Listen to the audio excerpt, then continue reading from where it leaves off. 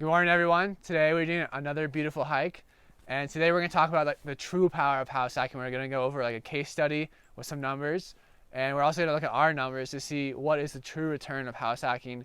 You know, how much money do you actually get back from house hacking? All right, let's go hiking.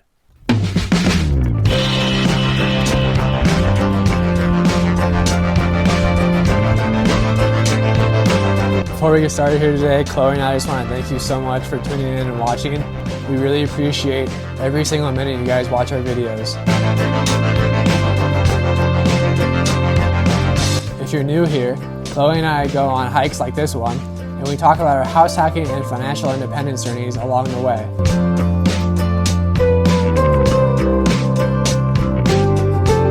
Also, if you're new here, consider hitting that subscribe button. We really appreciate it, and we'd love to have you along for the ride.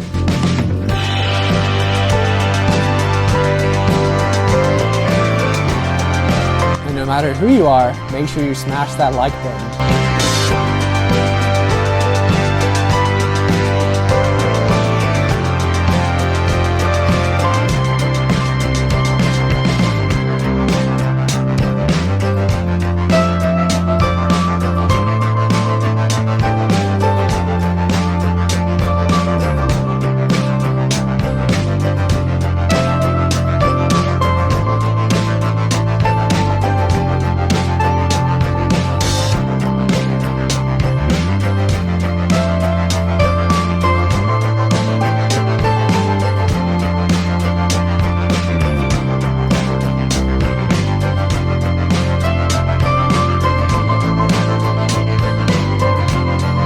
While you're watching, really think about how you can do this and what obstacles you think are in the way. Afterwards, please comment on how you think you would get started or what obstacles you still see for yourself.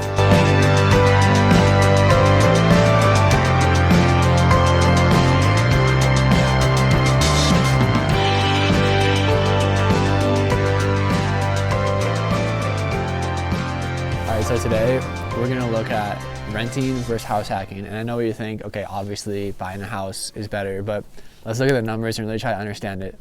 So today we're going to be looking at the city of Denver. You can do this with any city you want, but we just chose Denver because it's a pretty large metropolitan city and it's just a good baseline.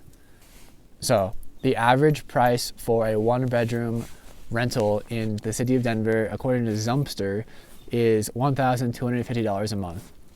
Now, let's say you were to rent by the room. Let's say because it's by the room, you know, it's a little less private. Let's bring that down to $1,000 a month. Okay, now the average home price in Denver is roughly $465,500, and with 3% down payment and a 4% interest rate, we're looking at a total monthly payment of around $2,750. I'll break down the description of all the, PI, TI, and all the reserves right here, but we're looking at around $2,750 a month. Now let's say you bring a 3% down payment plus $5,000 for closing costs plus $5,000 just for light renovations, maybe some painting, some light touch up here and there. So your down payment 3% plus $10,000 all in. So you're looking at around $23,965. Let's just call it $24,000. Okay, now let's say you buy that house, you get your monthly payment of $2,750, and now you're renting out the other 2 bedrooms. Let's assume it's a 3-bedroom house, it's just a good average, 3-bedroom house, 2 bathrooms. Okay, so you're living in 1 bedroom and you're renting out the other 2 bedrooms, which means with our estimate of $1,000 a month for rent in Denver, you are getting $2,000 a month and you're paying $2,750. So out of pocket every month, you're $750. Now automatically, maybe it seems like it's, okay, I'm paying $750 a month. But if you compare that to the 1 month average rental in Denver for $1,250, that is a $500 difference. So the way you should be looking at it is, okay, I'm saving $500 every month. So that's a $500 cash flow that you would not have been getting if you did not buy this house hack. On top of that, because you're getting a loan, every time you make that monthly payment, a portion of that is going to be principal pay down, which is automatically increasing your net worth and essentially going into a savings account that is the house. And so with that average price, the down payment and the interest rate, the average principal pay down over the first 12 months will be $655. So multiply that by 12 and you will get $7,860. So that means you're getting $500 a month of of cash flow that you would not have been getting if you didn't buy this house. So 500 times 12, that's $6,000. Plus the automatic net worth increase from the principal pay down, that's $7,860. So if you combine that, now you're looking at $13,860 automatically that you're gonna get over those first 12 months. So if we take that combined principal pay down and cash flow with $13,860 and we divide that by the initial money that you put into it, that being the down payment, the closing costs, and the light renovations, for around $24,000, you're looking at a return of 57%. Now that is not even taking into account the appreciation that is likely to happen over those 12 months, as well as the tax benefits of writing off your interest because it's your primary residence, as well as the depreciation, which I know those are complicated, but they exist. So just know there are really good tax benefits with real estate. We can go over all the tax benefits of real estate in another video, but let's save that for another video. Okay, now to prove this is not all theoretical and I'm just making this up, let's go over our numbers for the first 9 months that we've been in this house. So to get into this house, we had the down payment, which was $11,000 roughly, and remember, we didn't have any closing costs because our agent negotiated that because the house is in such poor condition that she should do something. So she basically paid our closing costs for us. And then for renovations, before we were able to rent it out, it was roughly $5,000 for. We finished the place a little bit, and then we had to redo the bathroom because there was some damage there. So $5,000 roughly just for the renovations, just like in the previous example. And then we also had to pay all the like mortgage payment, utilities, and all that.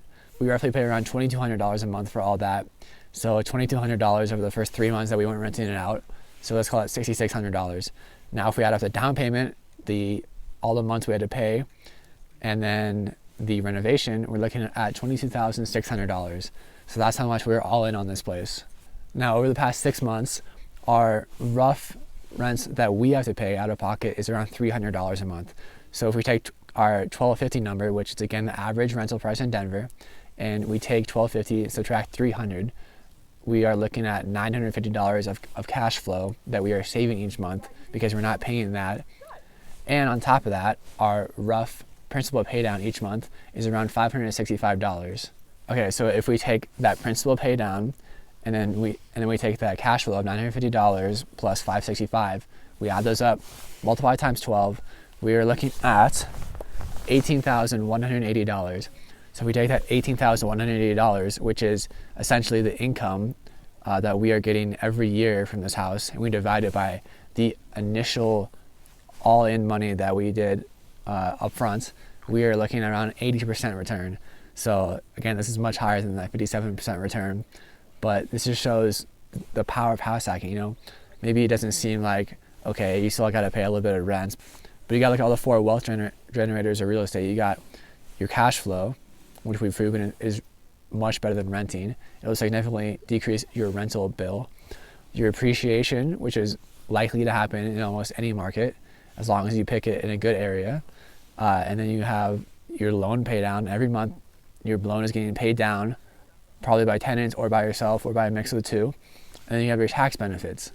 So there's just more than what meets the eye with house hacking, and I just want to show how powerful of a tool it is. Now, I know what you're thinking is that, okay, this is like a lot of money, like even like 3% down, that's like, you know, like $10,000 to $15,000. That's still a lot of money. And yeah, it is, but I would challenge you and say you could save that money up. And then as far as the renovations go, you know, you don't have to have that right up front. If you find some space that is already rental ready, you can rent that out right away. But if you do want to renovate some other parts of the house, okay, well then hopefully you have a job where you can take your paycheck and invest it smartly back into the house, and then the value of the house will hopefully grow. The tenants will enjoy it more, and eventually you can charge more for rent because it's just a nicer place to live.